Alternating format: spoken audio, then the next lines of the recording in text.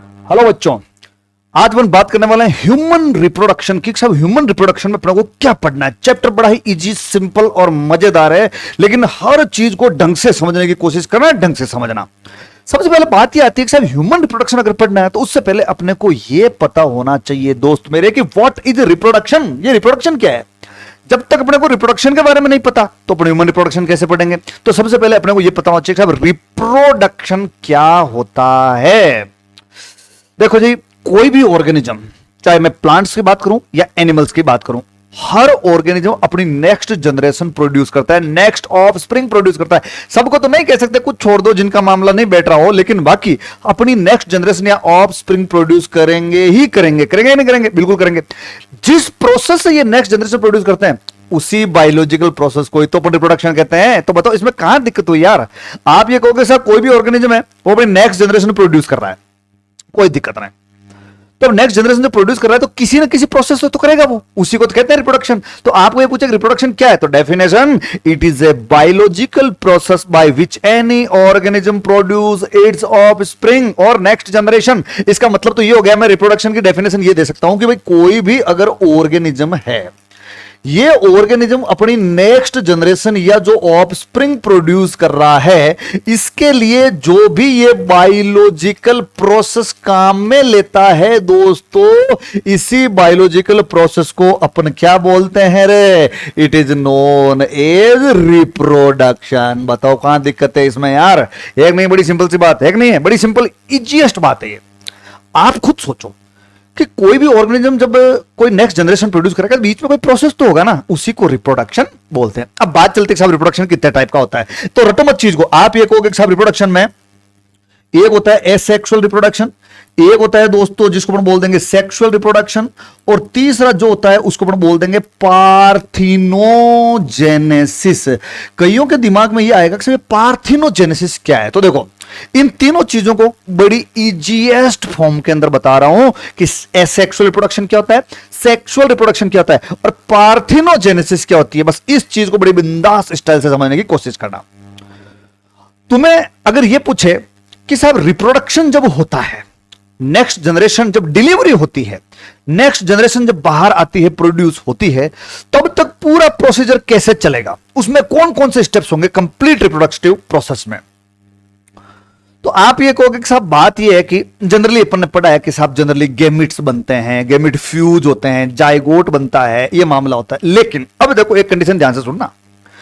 मैं कह रहा हूं साहब नेक्स्ट जनरेशन बनाने के लिए गेमिट्स की अपन बात करें तो दो कंडीशन हो सकती है। अगर अपन सोचे तो दो ही कंडीशन हो सकती है, या तो गेमिट्स बनेंगे या गेमिट्स नहीं बनेंगे। अगर गेमिट्स बने ही नहीं और नेक्स्ट जनरेशन बन गई, इसको बोलते हैं एसेक्सुअल रिप्रोडक्शन। अगर गेमिट्स बने, अब दो कंडीशन हो सकती है, या तो ये गेमिट फ्यूज होंगे या ये गेमिट फ्यूज नहीं होंगे। अगर गेमिट्स बने और ये फ्यूज होकर जाइगोट बना रहे हैं, उसको बोल देंगे सेक्सुअल रिप्रोडक्शन। और अगर गेमिट बने, फ्यूज नहीं हुए, विदाउट फ्यूजन उन्होंने ऑर्गेनिज्म बना दिए, उसको बोलेंगे पार्थिनोजेनेसिस। बताओ कहां रटने की जरूरत है यार। आपको खुद को ये सोचना पड़ेगा कि साहब ये पॉसिबिलिटी हो सकती है, तो आंसर भी वैसे आएगा कि साहब ये हो गया कि गेमिट बने कि नहीं बने। अगर गेमिट नहीं बने और नेक्स्ट जनरेशन बन गई, कैसे? अगर मान लो हाइड्रा वगैरह है, उसके अंदर एक बड निकलती है, बड नया ऑर्गेनिज्म बना देती है। अमीबा वगैरह के अंदर क्या होता है, उसके अंदर क्या होता है कि जो भी साइटोप्लाज्म वगैरह होता है उसके अंदर मल्टीपल फ्यूजन होते हैं और डिवीजन से बहुत सारी चीजें बनती है और वो नई जनरेशन बना देती है। तो गेमिट बनी तो नहीं। गेमिट अगर नहीं बने और नेक्स्ट जनरेशन बन गई, एसेक्सुअल रिप्रोडक्शन। गेमिट बने और दो कंडीशन हो सकती है, या तो गेमिट फ्यूज होंगे या गेमिट फ्यूज नहीं होंगे। अगर गेमिट फ्यूज होके जाइगोट बनाते हैं, इट इज सेक्सुअल रिप्रोडक्शन। और अगर फ्यूजन नहीं हुआ और ऑर्गेनिज्म बन गया, इट इज पार्थिनोजेनेसिस। अपन बात कर रहे हैं दोस्तों ह्यूमन रिप्रोडक्शन की। तो ह्यूमन रिप्रोडक्शन के अंदर अपने को सेक्सुअल रिप्रोडक्शन की बात करनी पड़ेगी। तो इससे पहले मैं तुम्हें एक मजेदार बात बताता हूं। बेसिकली रिप्रोडक्शन दो टाइप का होता है दोस्तों, एसेक्सुअल और दूसरा होता है सेक्सुअल। बेसिकली ये रिप्रोडक्शन दो टाइप का होता है। एसेक्सुअल रिप्रोडक्शन में जो इंटरमीडिएट स्टेज बनती है उसे ब्लास्टेमा कहते हैं। क्या कहेंगे रे? ब्लास्टेमा। और सेक्सुअल रिप्रोडक्शन के अंदर जो इंटरमीडिएट स्टेज बनती है उसे जाइगोट कहते हैं। ये याद रखना इस बात को कि साहब बीच में एक ऐसी स्टेज बनती है दोनों ही रिप्रोडक्शन में, लेकिन याद ये रखना है कि साहब इसमें तो ब्लास्टेमा बोलते हैं, इसमें जाइगोट बोलते हैं। और दोस्तों इससे जो ऑर्गेनिजम्स बने उनको बोला जाता है ब्लास्टोजुइड्स। क्या बोलते हैं? ब्लास्टोजुइड। और इनसे जो ऑर्गेनिज्म बनते हैं उन्हें बोलते हैं दोस्तों oozoids। क्या बोलते हैं? oozoids। अब बात यह चलती है कि इस पूरे प्रोसेस को क्या बोलोगे? इस पूरे प्रोसेस को बोलेंगे ब्लास्टोजेनेसिस। किसमें? एसेक्सुअल रिप्रोडक्शन में। और यहां क्या बोलेंगे रे? It is embryogenesis. कोई oogenesis बोल देना, ऊ का मतलब होता है ओवम फॉर्मेशन। तो एम्ब्रियोजेनेसिस क्या होता है? सेक्सुअल रिप्रोडक्शन के अंदर पूरे ऑर्गेनिज्म बनने तक का, मतलब oozoids बनने तक के टाइम को। तो अगर ये पूछे कि साहब ब्लास्टोजेनेसिस क्या है, एम्ब्रियोजेनेसिस क्या है, तो बोलना है कि साहब ब्लास्टोजेनेसिस तो एसेक्सुअल रिप्रोडक्शन के अंदर ये एनिमल्स या ऑर्गेनिजम्स बने जिनको ब्लास्टोजुइड्स कहते हैं। यहां तक के पूरे प्रोसेस को तो ब्लास्टोजेनेसिस कहते हैं। लेकिन अगर सेक्सुअल रिप्रोडक्शन की बात करें तो सेक्सुअल रिप्रोडक्शन के अंदर अपन ये कहेंगे कि साहब ये शुरू से लेकर एंड तक जो oozoids बनते हैं यहां तक के पूरे मतलब जो है कि इस प्रोसीजर को एम्ब्रियोजेनेसिस कहते हैं। ह्यूमन बीइंग्स की अगर बात कर रहे हैं तो इसका मतलब अपन तो सेक्सुअल रिप्रोडक्शन की ही बात करेंगे। करेंगे नहीं करेंगे? बिल्कुल करेंगे। तो ह्यूमन रिप्रोडक्शन के अंदर सेक्सुअल रिप्रोडक्शन की अगर बात करें तो बड़ी ध्यान से सुनना, सेक्सुअल रिप्रोडक्शन आएगा एम्ब्रियोलॉजी में। ये एम्ब्रियोलॉजी क्या होती है? अब अपन रटने बैठ जाते हैं कि एम्ब्रियोलॉजी में ये होता है, एम्ब्रियोलॉजी में वो होता है, एम्ब्रियोलॉजी में ये स्टेप होता है, एम्ब्रियोलॉजी में वो स्टेप होता है, और लास्ट में भूल जाते हैं कि मामला हुआ क्या। आप रटो मत, आप सिर्फ ये देखो एम्ब्रियोलॉजी के अंदर होता क्या। पहले पूछेगा एम्ब्रियोलॉजी क्या है, अपन कहेंगे सब शुरू से लेकर एंड तक का मामला पूरा एम्ब्रियोलॉजी में आता है। अब एम्ब्रियोलॉजी में क्या क्या स्टेप्स, कौन कौन सी चीजें आएगी। अब रटना मत इस बात को, इस बात को आप समझने की कोशिश करो। हर चीज की जरूरत क्यों पड़ी तो तुम्हें पूरी एम्ब्रियोलॉजी समझ में आ जाएगी। मैं एक लाइन में पूरी एम्ब्रियोलॉजी बता रहा हूं, एक लाइन में पूरी एम्ब्रियोलॉजी, फिर पूरे चैप्टर के अंदर उसको बड़ा चढ़ा के पढ़ लो, बस बात खत्म। एक लाइन में पूरी एम्ब्रियोलॉजी कैसे समझनी है आपको, यह ध्यान रखना। मैं कहूंगा साहब कि हर स्टेप की जरूरत पड़ी क्यों, उसका एक कारण है, ध्यान से सुनना। एक होता है मेल, एक होती है फीमेल। मदर एंड फादर की अगर बात करें, मेल फीमेल ह्यूमन रिप्रोडक्शन में जरूरत पड़ेगी मेल फीमेल की, मदर एंड फादर की। इसकी हर सेल जो होती है वो डिप्लॉयड होती है, 2n क्रोमोसोम होते हैं। इसकी हर सेल भी डिप्लॉयड होती है, 2n क्रोमोसोम्स होते हैं। 46 क्रोमोसोम इसमें भी होते हैं, 46 क्रोमोसोम इसमें भी होते हैं। ये हर सेल ह्यूमन बीइंग्स की सेल्स के अंदर ऐसा सिस्टम होता है क्रोमोसोम्स का। अब मुझे बताओ कि ये मेल और फीमेल मिलकर के ही तो नेक्स्ट जनरेशन बनाएंगे, तो क्या ये सीधा फर्टिलाइजेशन सीधे मिल सकते हैं कि आपस में? नहीं। क्यों? सीधे मिल गए तो क्रोमोसोम फॉरेन हो जाएंगे नेक्स्ट जनरेशन में यार। तो फॉरेन हो जाएंगे तो मामला गड़बड़ हो जाएगा, नहीं हो जाएगा? हो जाएगा। इसका मतलब क्या हो गया, अपने को इनके अब क्रोमोसोम को हाफ करना पड़ेगा ताकि नेक्स्ट जनरेशन में भी 2n जाए। अब क्रोमोसोम हाफ किस डिवीजन में होते हैं? दो डिवीजन अपने पास में होते हैं, एक होता है माइटोसिस और एक होता है मियोसिस। इसमें क्रोमोसोम सेम उतने ही रहते हैं और इसमें क्रोमोसोम हाफ हो जाते हैं। इसका मतलब अब यहां बताओ कौन सा डिवीजन कराना पड़ेगा?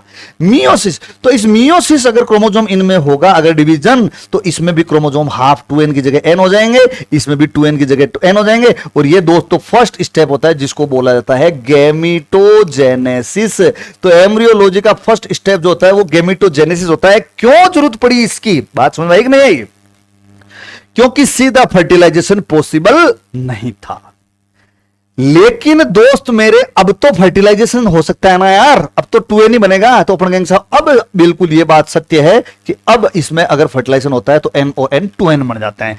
ये होता है स्टेप नंबर 2 जिसे बोलते हैं फर्टिलाइजेशन। तो एम्ब्रियोलॉजी का सेकंड स्टेप होता है फर्टिलाइजेशन। क्वेश्चन पूछे फर्टिलाइजेशन में कौन सा डिवीजन होता है? कोई डिवीजन नहीं होता है, ध्यान रखना, क्योंकि उसमें सिर्फ फ्यूजन होता है। अब दिक्कत यह आती है कि अपनी जो सेल्स होती है, अपनी बॉडी जो है वो मल्टी सेलुलर है, क्रोमोसोम 2n। अब यहां पे ये जो चीज बनी है दोस्तों, इट इज जाइगोट। ये जाइगोट बन गया नहीं बन गया? जाइगोट में क्रोमोसोम तो 2n हो गए, लेकिन ये सेल एक सिंगल है। अपनी बॉडी है मल्टी सेलुलर, एक नहीं है, बॉडी में बहुत सारी सेल्स है, क्रोमोसोम 2n है। इसका मतलब ये हो गया अब इस एक सेल से बहुत सारी सेल बनानी है, क्रोमोजोम इतने ही रखने हैं तो क्या करना पड़ेगा, इसमें बहुत सारे डिवीजन करवाने पड़ेंगे। और कौन से डिवीजन होंगे, वो mitotic division. It is known as cleavage. ये होता है स्टेप नंबर 3। तो क्लीवेज में क्या होता है, फास्ट माइटोटिक डिवीजन होते हैं सिर्फ। उससे क्या होगा, unicellular structure multi cellular structure में कन्वर्ट हो जाएगी। अब बात ये चलती है कि जब सारा मामला सेल्स बन चुकी है तो अब अपना क्या बनाना है भाई, अब अपने को टिश्यूज एंड ऑर्गन्स बनाने हैं। वो किससे बनेंगे, अपन सब 3 जर्मिनल लेयर से बनेंगे। कौन कौन सी होती है, एक्टोडर्म, मेसोडर्म एंड एंडोडर्म। तो पहले जर्मिनल लेयर बनेगी, पहले टिश्यू ऑर्गन बनेंगे। तो कॉमन सेंस वाला क्वेश्चन है कि यार सब पहले जर्मिनल लेयर बनी तभी तो सारी चीजें बनेगी पहले। इसका मतलब अब क्या करना है आपको कि साहब 3 जर्मिनल लेयर्स बनानी पड़ेगी, ये जरूरी है। और साथ में आपको ऑर्गेनोजेनेसिस भी करवाना पड़ेगा। दोस्तों ये होता है स्टेप नंबर 4, इसे बोलते हैं गैस्ट्रुलेशन। क्या बोलते हैं इसको, गैस्ट्रुलेशन। ये स्टेप नंबर 4 आ गया। अब जब ऑर्गन वगैरह सारे बन गए तो अब क्या करना पड़ेगा, अपन अब तो फाइनली बाहर निकाल दो इसको, निकालेंगे नहीं निकालेंगे, तो जब फाइनली बाहर निकाल देते हैं इसको बोलते हैं पार्चुरेशन और डिलीवरी। ये हो गया स्टेप नंबर 5। अब बताओ हो गया ना पूरा, यही तो होती है एम्ब्रियोलॉजी। एम्ब्रियोलॉजी के अंदर होता है कि ये सारी चीजें अपने को पढ़नी होती है। देखो यहां से यहां तक की बस। सबसे पहले गैमेटोजेनेसिस क्यों जरूरत पड़ी ये ध्यान रखना है। उसके बाद फर्टिलाइजेशन में क्या होता है, फिर क्लीवेज में क्या होता है, फिर गैस्ट्रुलेशन में क्या होता है, लास्ट में पार्चुरेशन। आई बात समझ में, ओके डियर, थैंक यू।